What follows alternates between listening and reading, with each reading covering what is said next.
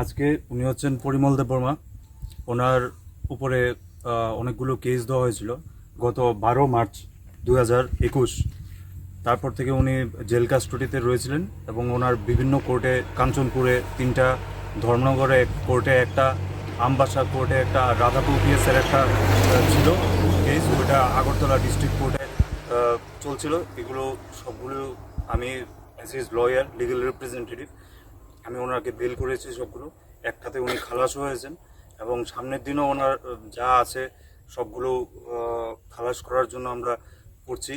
এবং ওনার ইচ্ছা যে উনি আগে যে কোনো কারণে, অনেক কারণে উনি ফোর্সফুলি অন্য জীবনযাপন করতে হয়েছিল, কিন্তু ওনার অ্যারেস্টের দুদিন আগেও উনি আমার সাথে যোগাযোগ করতে চেষ্টা করেছিলেন উনি সারেন্ডার করার জন্য, কিন্তু তারপর পুলিশ ওনাকে অ্যারেস্ট করে এনেছিল। এখন উনি সারেন্ডারও সব কিছু হয়ে গেছে। ওনার যা আরও আছে সব একটা গভর্নমেন্টের সাথে কথা হয়ে সব সারেন্ডার হবে এবং উনি একটা স্বাভাবিক জীবনযাপন করবেন। এবং আগামী দিনেও উনি আমাদের পার্টিতে অ্যাজ এ লিডার উনি ওয়ার্ক করবেন মানুষের স্বার্থে। আগের সব জীবন ছেড়ে এখন নতুন স্বাভাবিক জীবনযাপনে উনি সবাইকে আহ্বান করবেন যে ফিরে আসার জন্য।